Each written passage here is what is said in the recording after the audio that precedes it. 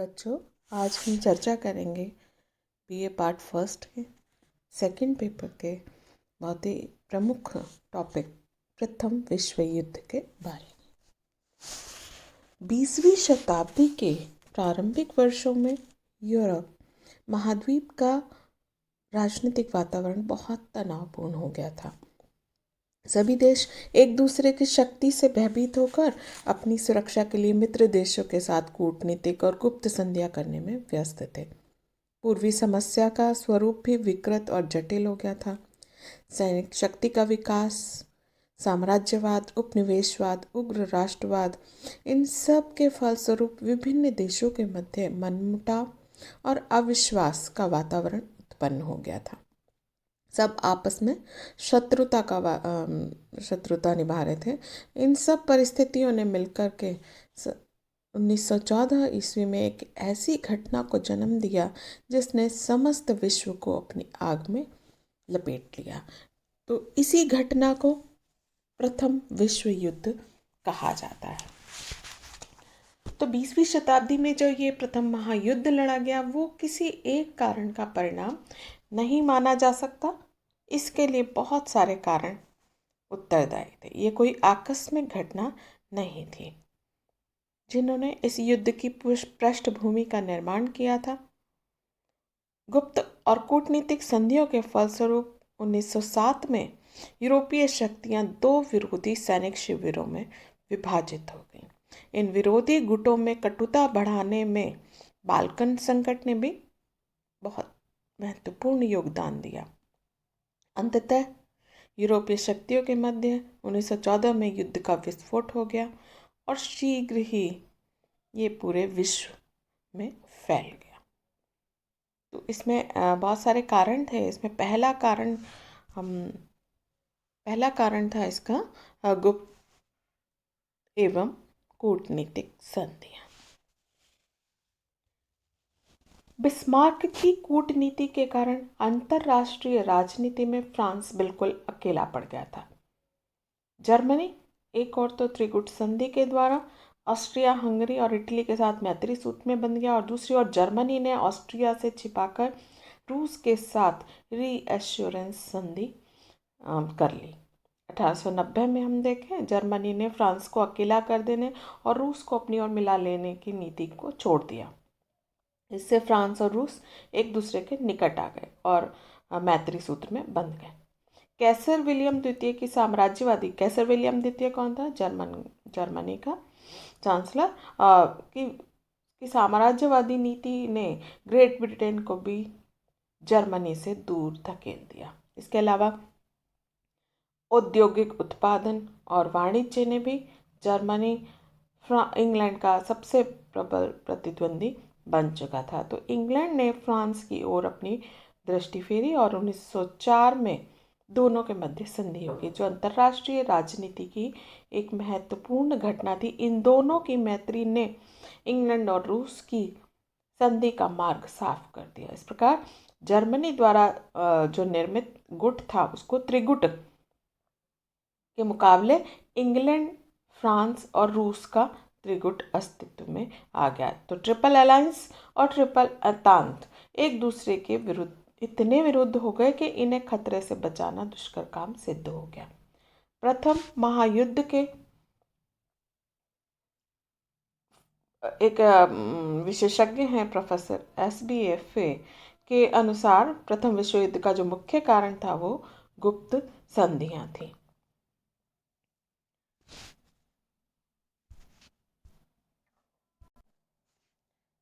ये ठीक है कि 1870 से 1914 के मध्य की अंतर्राष्ट्रीय राजनीति प्रथम विश्व युद्ध के लिए उत्तरदायी थी, लेकिन फिर भी ये कहना अतिशयोक्ति होगा कि गुप्त संधि व्यवस्था युद्ध का सर्वाधिक महत्वपूर्ण कारण था और यही त्रिगुट संधि और त्रिगुट आतंक की शर्तों को प्रकाशित कर दिया जाता तो वातावरण में सुधार हो सकता था, क्योंकि अपने मूल रूप में संधियां सुरक्षात्मक थी, परंतु अंततोगत्वा इन्होंने युद्ध के अनुकूल वातावरण का निर्माण कर दिया। दूसरा कारण था उग्र राष्ट्रवाद की भावना। प्रथम विश्व युद्ध प्रारंभ होने से पूर्व उग्र राष्ट्रवाद की भावना यूरोप के लगभग सभी देशों में विकसित हो चुकी थी। प्रत्येक देश के निवासी केवल अपने देश से प्रेम करते थे और इसमें जर्मनी सबसे आगे था। वहाँ की जनता में उग्र राष्ट्रवादी भावना इतनी अधिक विकसित हो चुकी थी कि वे जर्मन राष्ट्र को विश्व में सर्वश्रेष्ठ राष्ट्र मानते थे। वास्तव में ये भावना विश्व क्रांति और अंतर्राष्ट्रीयता के लिए खतरे का संकेत थी और इसी भावना से प्रेरित होकर फ्रांस अपने खोए हुए प्रांतों अल्सास और लॉरेन को प्राप्त करने के लिए आतुर था। बाल्कन राज्यों की राजनीति भी उग्र राष्ट्रवाद की भावना का अत्यधिक प्रभाव पड़ा। इसी प्रकार जर्मनी और इंग्लैंड के मध्य तनाव और कटुता उत्पन्न हुई, जो वह इसी भावना का परिणाम थे। इसके बाद है उग्र सैनिकवाद की भावना का विकास। 19वीं शताब्दी के उत्तरार्ध में यूरोप के लगभग सभी देशों ने अपनी सैनिक शक्ति को विकसित करने का प्रयास किया। 1890 के पश्चात जर्मनी ने इंग्लैंड की जल शक्ति की तुलना में अपनी जल शक्ति को अधिक उत्कृष्ट और विस्तृत करने की घोषणा की। इसी घोषणा के फलस्वरूप उन दोनों देशों में कटुता और शत्रुता का उदय हुआ और नवीनतम वैज्ञानिक आविष्कारों से प्रेरित होकर यूरोपीय देशों ने विशाल पैमाने पर हथियारों अस्त्र शस्त्रों का निर्माण प्रारंभ कर दिया। और जब सम्राट विलियम द्वितीय है वो बार बार ये घोषणा करके बताते थे कि सैनिक दृष्टि से जर्मनी को विश्व शक्ति बनाना चाहता है और अपने उग्र सैनिकवादी स्वरूप को उसने स्पष्ट कर दिया। और यानी सारे जितने भी यूरोप के राष्ट्र थे उनमें शस्त्रीकरण के लिए होड़ लग गई थी। 1860 के बाद जर्मनी के हाथों पराजित होने के बाद फ्रांस ने बड़े पैमाने पर अपनी सैनिक शक्ति को मजबूत बनाने का निश्चय किया। इसी तरह कैसर विलियम द्वितीय ने जर्मन नौसेना के विकास की तरफ विशेष ध्यान दिया, तो इंग्लैंड भी इसी प्रतिस्पर्धा में सम्मिलित हो गया। तो परिणाम क्या निकला कि यूरोप का वातावरण विषाक्त हो गया। चारों ओर संदेह, भय और घृणा का वातावरण फैल गया और इसी मानसिक स्थिति को सैनिकवाद कहा जाता है। इसके बाद है साम्राज्यवाद।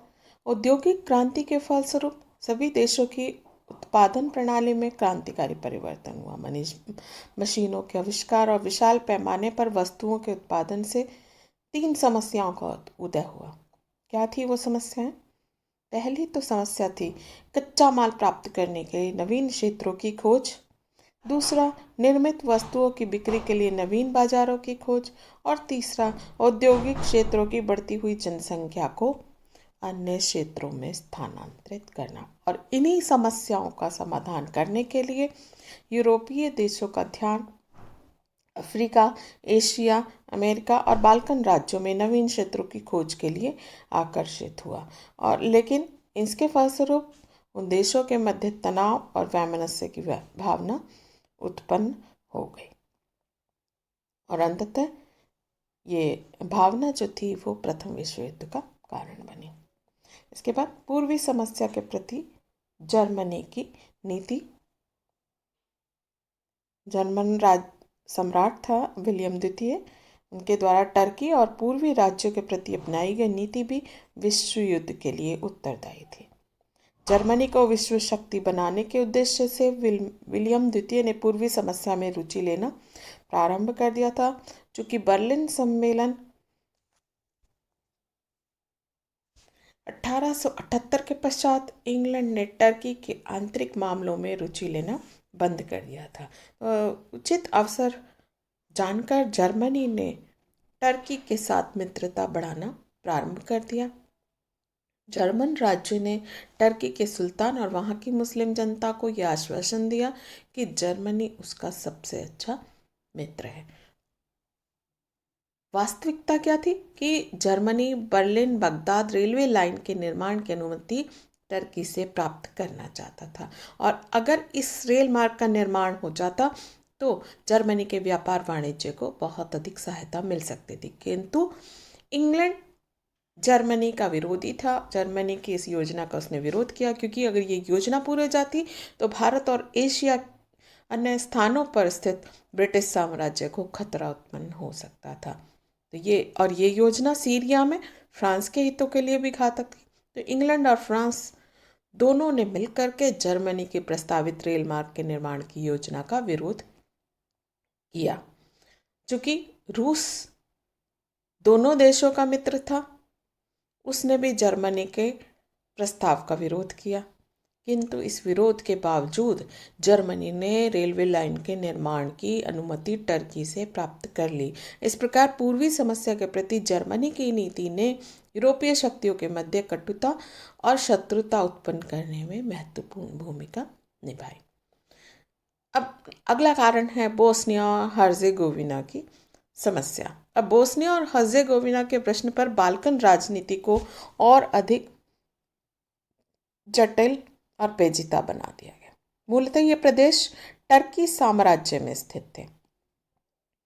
हम देखते हैं कि 1818 की जो बर्लिन संधि हुई उसके अनुसार इन प्रदेशों के प्रशासन का अधिकार ऑस्ट्रिया को प्राप्त हो गया था,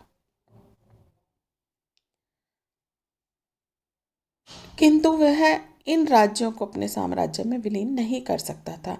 इस शर्त की अवहेलना करके ऑस्ट्रिया के सम्राट फ्रांसिस जोसेफ ने 7 अक्टूबर 1908 को उक्त दोनों प्रदेशों को अपने साम्राज्य में मिलाने की घोषणा कर दी।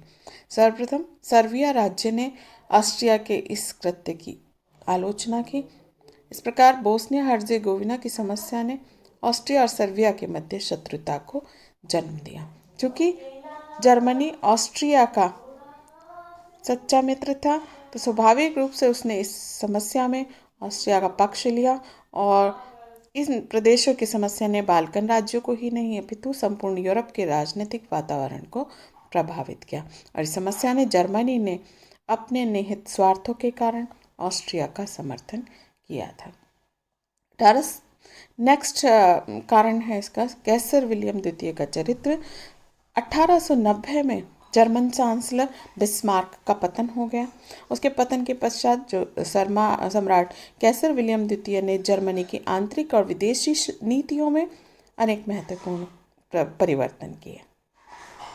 वो चाहता था कि विश्व की राजनीति में जर्मनी की निर्णायक भूमिका होनी चाहिए। वो अपनी नौसैनिक शक्ति को जर्मनी की सर्वतोन्मुखी उन्नति की कुंजी मानता था। तो उसकी विदेश नीति का आधार विश्व राजनीति थी और वो जर्मन जाति को विश्व की सर्वश्रेष्ठ जाति मानता था। इसी विचारधारा के आधार पर विलियम ने अनेक योजनाएं बनाई और देश के प्रशासन में महत्वपूर्ण परिवर्तन किए। थल सेना और जल सेना के विकास के लिए उसने राष्ट्रीय आय का बहुत बड़ा भाग व्यय कर दिया। उसने एक जल सेना लीग की भी स्थापना की।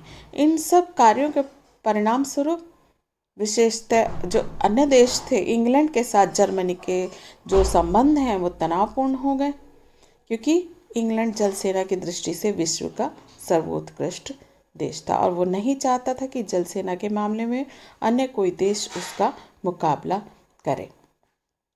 तो जर्मन सम्राट की महत्वाकांक्षाओं पर प्रतिबंध लगाने के लिए इंग्लैंड को शानदार पृथक्करण की नीति का त्याग करके जापान, फ्रांस और रूस आदि देशों से संधियां करने को विवश होना पड़ा, जिसके फलस्वरूप यूरोप दो विरोधी गुटों में विभाजित हो गया। एक गुट का नेतृत्व जर्मनी के हाथों में था, जबकि दूसरे गुट का नेतृत्व इंग्लैंड कर रहा था। इसलिए दोनों गुटों के मध्य युद्ध अनिवार्य हो गया। इसके बाद है अल्सास लॉरेन की समस्या। इन प्रदेशों पर जर्मनी और फ्रांस के मध्य लंबे समय से संघर्ष चल रहा था। 1870 में सेडान के युद्ध में फ्रांस की पराजय के फलस्वरूप इन प्रदेशों पर जर्मनी का अधिकार हो गया था। औद्योगिक दृष्टि से ये प्रदेश बहुत महत्वपूर्ण थे, इसलिए फ्रांस की जनता इन्हें पुनः प्राप्त करना चाहती थी। तो 1890 तक बिस्मार्क की कूटनीति और दूरदर्शिता के कारण फ्रांस को अपने उद्देश्य में सफलता नहीं मिली। लेकिन जैसे ही बिस्मार्क का पतन हुआ तो राजनीतिक घटनाक्रम जो था यूरोप का वो भी, उसमें भी परिवर्तन हुआ और इंग्लैंड और रूस जैसे शक्तिशाली देश फ्रांस के साथ आ गई। और फ्रांस की जनता सरकार से मांग करने लगी कि इन प्रदेशों को वापस जर्मनी से लिया जाए। इसी समस्या को लेकर फ्रांस में कटुता अधिक बढ़ गई और प्रथम विश्व युद्ध के कारणों में एक प्रमुख समस्या बन गई। इसके बाद है अंतर्राष्ट्रीय संस्था का अभाव। उस समय कोई ऐसी अंतर्राष्ट्रीय संस्था नहीं थी जो युद्ध की संभावनाओं को टालने या सीमित करने का प्रयास करती। सभी देश अपने निहित स्वार्थों को पूरा करने के लिए उचित और अनुचित सभी प्रकार के कार्यों करने के लिए पूर्णतः स्वतंत्र थे। यद्यपि इस दिशा में एक सम्मेलन हुए, उसमें कुछ प्रभावशाली कदम भी उठाए गए, लेकिन देशों के असहयोगपूर्ण व्यवहार के कारण उन्हें उद्देश्यों में सफलता नहीं मिली, जिससे यूरोप में संदेह, निराशा और अविश्वास का वातावरण उत्पन्न हो गया। इसके बाद है युद्ध का तात्कालिक कारण। इन सभी परिस्थितियों के फलस्वरूप संपूर्ण यूरोप में अशांति और अव्यवस्था के चिन्ह दृष्टिगोचर होने लगे। महाद्वीप के चारों ओर युद्ध के बादल मंडराने लगे। बारूद में विस्फोट के लिए केवल एक चिंगारी की आवश्यकता थी और वो चिंगारी का काम किया ऑस्ट्रिया के राजकुमार की हत्या की घटना ने। 28 जून 1914 को ऑस्ट्रिया के सम्राट के भतीजे और ऑस्ट्रिया के सिंहासन के उत्तराधिकारी आर्क ड्यूक फ्रांसिस फर्डिनेंड की हत्या बोस्निया की राजधानी सराजेवो में कर दी गई। यद्यपि ये कुकृत्य ऑस्ट्रिया की जनता ने किया था, तथापि इसका आरोप सर्बिया पर लगाया गया। ऑस्ट्रिया और सर्बिया के संबंध बोस्निया हर्जिगोविना के प्रश्न पर पहले से ही खराब थे। इस घटना के फलस्वरूप ऑस्ट्रिया को सर्बिया से प्रतिशोध लेने का मौका मिल गया। ऑस्ट्रिया ने सर्बिया के सम्मुख 10 सूत्रीय मांग पत्र प्रस्तुत किया और इसे स्वीकार करने के लिए सर्बिया को 48 घंटे का अल्टीमेटम दिया। सर्बिया ने इस मांग पत्र की अनुचित मांगों को स्वीकार नहीं किया। फलस्वरूप ऑस्ट्रिया ने 28 जुलाई 1914 को सर्बिया पर आक्रमण कर दिया। जर्मनी ने ऑस्ट्रिया का पक्ष लिया। 3 दिन बाद रूस ने ऑस्ट्रिया के विरुद्ध युद्ध की घोषणा कर दी। चूँकि फ्रांस रूस का मित्र था, तो उसने भी जर्मनी और ऑस्ट्रिया के विरुद्ध युद्ध घोषित कर दिया। 5 अगस्त 1914 को ग्रेट ब्रिटेन भी इस युद्ध में सम्मिलित हो गया। इस प्रकार इस युद्ध ने विश्वव्यापी रूप ले लिया। प्रथम विश्व युद्ध 1914 में प्रारंभ हुआ और सन 1918 में समाप्त हुआ। इस अवधि में यह युद्ध विभिन्न स्थानों पर लड़ा गया। तो ये थे इस प्रथम विश्व युद्ध के कारण। धन्यवाद।